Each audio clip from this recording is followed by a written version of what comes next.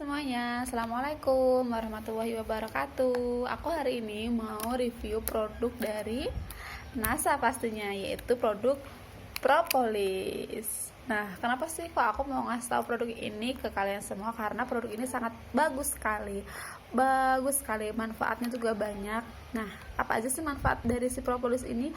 Manfaatnya bisa buat bibir pecah-pecah, buat sariawan, batuk, pilek, radang, buat luka-luka, buat ambeien, terus buat jerawat, pokoknya banyak banget. Buat bibir biar merah ya, nggak hitam, itu juga bisa. Nah, seperti apa dalamnya, kita buka ya.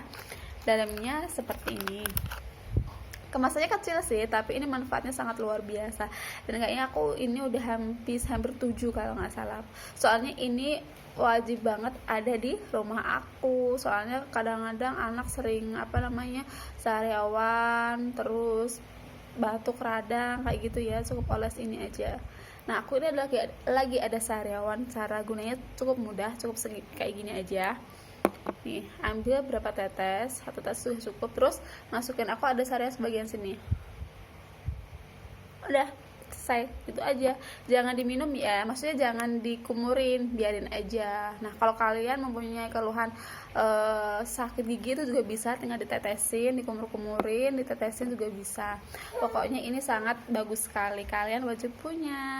Terima kasih buat semuanya. Assalamualaikum warahmatullahi wabarakatuh. Semoga bermanfaat ya. Terima kasih.